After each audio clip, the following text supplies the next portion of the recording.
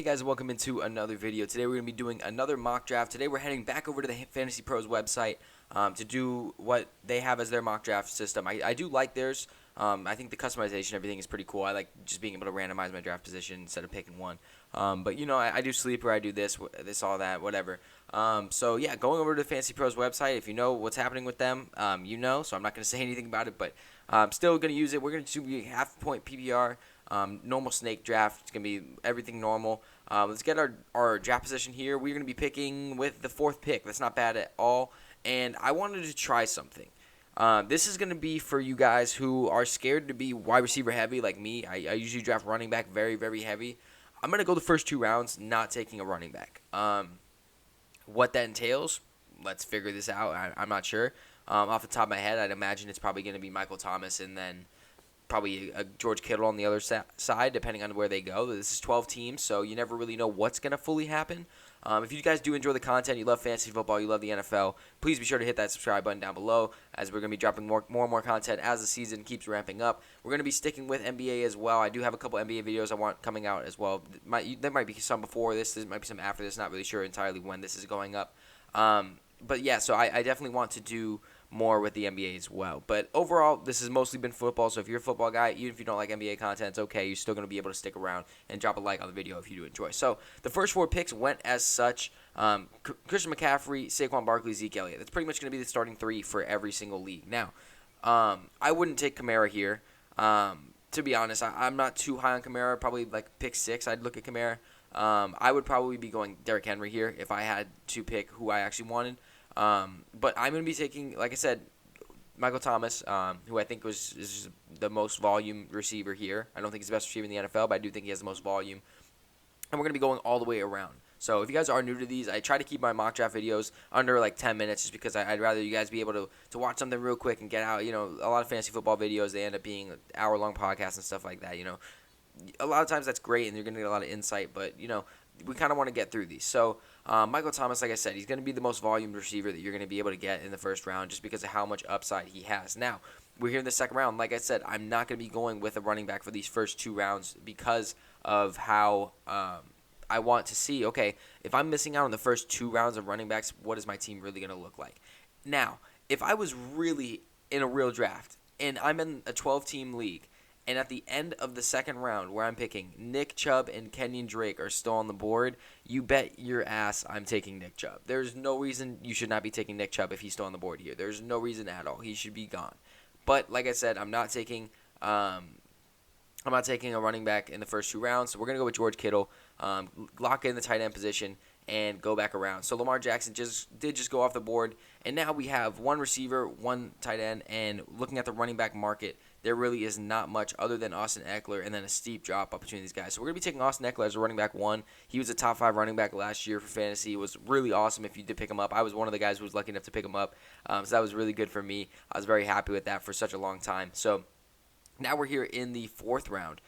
Looking at our team, we have, if it wants to pull up, it is not. There it goes. Austin Eckler, Michael Thomas, and George Kittle. So we still have 2 more receiver positions to fill in, another running back position, and our flex, of course, as a quarterback. Then we can just fill out the bench as well. Looking at the running backs here, not too much. I'm a really big fan of Melvin Gordon and David Johnson, but I think that one of these guys will be able to fall to me. I'm going to play the game and hope that one of these guys will be able to fall back to me. If not, it's okay. I am also okay with a lot of these other guys, but the reason I'm saying I want one of them to fall to me and whatever is because I don't think there's a guy like Tyler Lockett's going to fall to me. This guy has been an absolute monster for such a long time, and people always disrespect how good he is. You know, would I be happy with a DJ Chark or a Keenan Allen or a Metcalf? Yeah, but Tyler Lockett is consistent. I know I'm going to get a good season out of him. I'm going to be taking Tyler Lockett here, and we're going to be going down. See, this is what I'm saying is, wow, Singletary went. That's pretty crazy. So when we look, David Johnson's still on the board for us. We're going to go ahead and take him right here. It's very rare to see running backs not go in those first 5 rounds because they really are the mainstay of fantasy. They catch, they run, you know, they do a lot of things that are going to get you the most points. So getting them is a huge, huge deal. Now, looking at our roster, right, let's see what we have now. Let's see where we should go. We have Austin Eckler and David Johnson, Michael Thomas, Tyler Lockett, and George Kittle. So right now, what could we do? We could go for a very, very, very good quarterback in Russell Wilson. We do have A.J. Green, Jarvis Landry on the board. A lot of receivers here. Tyler Boyd, Michael Gallup. These guys are able to do a lot. But what I'm actually going to do is take another running back, and you can see him on the board here. It's going to be Kareem Hunt. And this is going to sound crazy, and I shouldn't even be saying this because I know that some of my friends in my league are watching this. Kareem Hunt is one of the best values you can get in round 6 or 7. One of the best. Because when he came back from injury last year, he was a top 20 running back. When he came back from injury, from suspension last year, he was a top 20 running back, and that was behind Nick Chubb. Now he's going to be slotted in more in the receiver game. He's going to be still that great player. His talent has not gone anywhere. And I think that that's going to be good. And if Nick Chubb has to miss a game or two, nobody's going to have better benefits than Kareem Hunt. He's going to be able to, if something happens with Nick Chubb, Kareem Hunt is going to be, personally for me, if Kareem Hunt was the starting running back of the Browns, if Nick Chubb didn't exist or he got hurt or he opted out of the season or whatever, Kareem Hunt would be my first pick in the depending on where I picked. Obviously, I wouldn't pick him top 5, but anywhere after top 5, he would be in the first round for me. That's how good Kareem Hunt's talent is. That's how much volume he can have as a player. I love Nick Chubb as well, but I don't know, man. I think Kareem Hunt is such a beast, and getting him in that mid-round is going to help you a lot because he really could be my flex in most weeks. Having a guy like David Johnson, not really knowing what Austin Eckler is going to look like with the full role, getting a guy like Kareem Hunt to help out is really going to be able to do a lot. So now looking at where they're thinking we should pick, really no one, they're saying they don't agree with anything. They're saying I really need to go receiver here, huh? Yeah, there we go. So let's see. We got Jarvis Landry, we got Tyler Boyd, we got Marvin Jones, and we have Brandon Cooks, right? So let's go over to the rankings. Let's switch it up because these are only showing the suggested players, right? If you guys haven't used this format, I really do like it because they lay it out pretty well. Looking down and around, I'm not really seeing anybody that I think should be a lot higher than these guys. So these 4 are really where I'm going to stay at. Tyler Boyd, I love Tyler Boyd. I'm a huge fan of Tyler Boyd. I'm not sure about how his role is going to be with A.J. Green back because as far as we know, A.J. Green's healthy, but I do think he's going to be very, very good. Marvin Jones, again, another guy who is always overlooked, has a lot of touchdown ability. When you look at what my team has right now, Michael Thomas and Tyler Lockett being my receivers, that's a lot of PPR. So getting a guy with touchdown ability might be good. Brandon Cooks, not sure about Houston. Don't really want to double up on the David Johnson, Brandon Cooks stack because that can go very bad very quickly. Jarvis Landry seems like the best pick. I'm just worried. I mean, he has done so good in Cleveland. He has consistently produced. But I'm really worried because I think Odell's going to have a better year this year. I think that Hooper is going to have a great year this year. Like we just talked about Kareem Hunt and Nick Chubb and everything. So I'm actually going to go with Marvin Jones here simply because it's a long wait down. Getting a guy like Marvin Jones is going to help me out a lot. I just think that it's the best case scenario for me is to get a guy with touchdown ability like that. Then we're going to go over to our next pick. A lot of guys here that we can go with. Deontay Johnson is looking really good. We still do need a quarterback. We're in round 8, so this is a time where you can start looking towards a quarterback. But the guy I'm going to take here is Matt Burrita. Now, the reason I'm liking Matt Burrita here is it came out not too long ago that he is being looked at to be the starting running back for the Miami Dolphins, and that's huge because he's a PPR guy. And I wasn't expecting James White to still be here, so I'm actually going to take James White as well. Stacking up on these running backs, these can be very valuable players, especially in PPR. You want guys that can catch the ball. Kareem Hunt, very good at catching the ball. James White, very good at catching the ball. David Johnson, very good at catching the ball. Matt Burrita, very good at catching the ball. Eckler, amazing at catching the ball. The guys that are able to not just run the ball well, but also be able to be a 5 to 7 target a game passer or in the pass game, that's huge. So getting James White as well is going to be good because, I think Cam Newton's going to be able to use that kind of style that he was using with McCaffrey with James White, at least for now. Now, looking at the team, like I said, we already have our tight end locked down, which is good.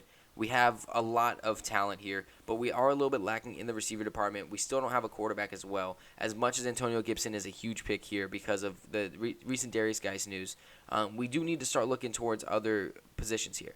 So let's looking at quarterback. Matt Stafford is on the board. Daniel Jones, Drew Brees, Aaron Rodgers. I like all of these guys. I can wait another round or two to get a quarterback for me personally.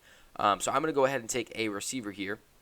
Now, looking at the best receivers on the board, Henry Ruggs is there, Jerry Jeudy's there, Jalen Reagor's there, Preston Williams is there, Anthony Miller is there.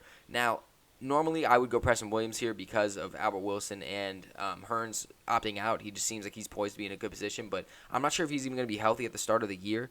So that's really where we're going to kind of run into something. Anthony Miller, I think, is going to have a lot of upside this year, being the number 2 receiver in Chicago. Do I trust him to be this pick? No, not really. So what I'm going to do is I'm probably either going to take Jerry Jeudy or Jalen Reagor, and I think I'm going to go with Jerry Jeudy. The rookie, so much talent. I think he's going to be able to do a lot, so I do like his pick there. We see Alshon, we see Anthony Miller, we see Duke Johnson, Gesicki, Gronkowski, all these guys go off the board. Now, I'm going to take a guy here that a lot of people might forget is a very good, in a very good position, I'd say, and that's Brashad Perriman. Now, is the upside great for Reagor and Ruggs? Yes, but rookies, you never know what's going to go. But when you get a guy like Brashad Perriman, even N'Keal Harry's in this too. I love N'Keal Harry. I'm a huge, ASU forks up. I'm a huge N'Keal Harry fan. I'm just not sure what his role is going to be because I simply don't know. They still have Sanu, they still have Edelman, they have Myers. It's whatever. Brashad Perriman's in a very good role where he's going to be the big play guy for the Jets. I'm going to go ahead and select him here in the 11th round. When we come all the way back around, it looks like we're going to be taking a receiver, and then we'll see what else we can do here. Wow, somehow Jalen Reagor and N'Keal Harry are still on the board. So, let's look here. How many more slots do we have to fill? Because I honestly, we need 2 more bench slots and a quarterback. So, looking at the quarterbacks, who's still there? Matt Stafford, Aaron Rodgers, Daniel Jones, Big Ben. Cool with all of them. So, I'm going to go ahead and take N'Keal Harry here. Once again, just loading up on that receiver thing, the upside. If Reagor falls, he does not fall, we would have taken him there. So we're going to go ahead and take our quarterback here. Matt Stafford, Aaron Rodgers, Daniel Jones are all here. You guys know how big of a Daniel Jones fan I am. I think that is very good. This is one of the cooler things about it, too. It's saying, hey, you've already drafted a bunch of players with the same bye week. Please don't draft any more players with this bye week. So that's a very good thing to see. But normally I would take Daniel Jones here, but his schedule at the beginning is very, very tough. I don't really want to deal with that. Matt Stafford, Ben Roethlisberger coming off of injuries, I'm a little scared about. I really would rather take Aaron Rodgers with that fire in his belly. I'm going to be taking Aaron Rodgers here to kind of fill out my team. We're going to have one more pick. We're going to be able to do something with that. And I'm not really sure what we're going to do with it. Let's see. What does our team really need? So, running backs, we have Austin Eckler, David Johnson, Kareem Hunt, Matt Burrita, and James White. At the receiver position, we have Michael Thomas, Tyler Lockett, Marvin Jones. On the bench, Jerry Jeudy, Brashad Perriman, and N'Keal Harry. So a lot of depth in all the positions. We really could go anywhere that we want to in this spot. Damien Harris is up here. He really hasn't done much in his career. Carlos Hyde. I think that the best spot to go here is actually with a wide receiver here, and that's probably going to be another ASU grad in Brandon Ayuk. We know what's happened. Marquise Goodwin's already been shipped out. Deebo Samuel's going to be hurt for a little while. It's a great spot for Ayuk to come in. If he has a great week 1, you can either ship this guy for such a high value or you can keep him around, reap the benefits as much as you want. So we're going to take Brandon Ayuk here just for our last pick. Here's our big draft board of what's happening. And we get an A- draft grade. That's a 91 out of 100. That's a really good draft grade for us. I really like the team here. If I walked away from the draft with this team, I would be amazed at how great it was. So, like I said, we didn't take a running back the first 2 rounds. And let's look at how our team looks. So we have Aaron Rodgers at quarterback. Very good quarterback to have. You're going to get production out of him. He doesn't really turn the ball over. Eckler and David Johnson as your running backs. Now, off the surface, it doesn't look like the best, right? It might be a little scary. I get it, right? But Eckler, it's time for me to start believing in Eckler, and it's time for pretty much everyone else to. I know there's some people out there that do. I just don't. When I look at the name Austin Eckler, I'm not like, man, that's one of the best running backs in the NFL. I just can't. My brain has not been trained like that yet. So I need to start believing in him because he is a very good talent. He showed that last year. David Johnson as well has been one of the best running backs in the league. In Houston, they traded Hopkins for him. He's going to get that volume. But the receivers, man, Michael Thomas, Tyler Lockett, and Marvin Jones. That is a perfect scenario. Michael Thomas is the perfect guy to just get you a million points. I mean, he's going to get all the receptions, all the volume. He's going to get every slant route in the bag. He's going to get you PPR points. Tyler Lockett, another guy who just thrives off of what he can do in that offense. Short passes, deep passes. I mean, he is able to do it all. And then Marvin Jones, who might only get you 4 or 5 catches a game, but he's going to be getting a lot of those being 60-yard bombs down the field for touchdowns. He's able to make those big plays. So very good there. George Kittle, arguably the best tight end in the NFL at our tight end position, so I love that. Kareem Hunt's hitting up the flex for us. We'd be able to play him every week. But if we don't want to play him, we have starting running backs like Matt Burrita and James White to throw in there. Or we have receivers like Jerry Jeudy who are going to be the number 2 option in Denver. Or Brashad Perriman or N'Keal Harry or Ayuk, whatever the best matchup is. So I'm really happy with this team. I think that this team is somebody that really could go deep into the playoffs, especially if these younger guys start to get a better role and N'Keal Harry finds his role, Perriman finds his role, Ayuk finds his role. I really do think that this would be a very, very good team. So let me know what you think about it in the comment section below. We're going to check out the projected standings real quick. If you guys do enjoy these videos, please be sure to leave a like on it, as it does help me out a bunch in the algorithm, of course. If you guys are new, subscribe, turn on the notification bell. It says here that overall we would end up being the second best team in the league, next to Gronky Kong. That's actually a pretty funny name. No, don't click on that. Let's see. Can we go look at their team real quick? I'm not sure exactly. Where's the draft board? Here we go. So he had McCaffrey, Drake, Robinson, Chark, Connor, Russell Wilson, Henry, Deontay. Yeah, he had a very good team as well. So, yeah, let me know what you think about it in the comment section below. If you did enjoy the video, please be sure to leave a like. If you didn't, just refresh the page, check it out again. Let me know what you think the second time. And without further ado, that's going to be it for me. I'll see you guys in the next one.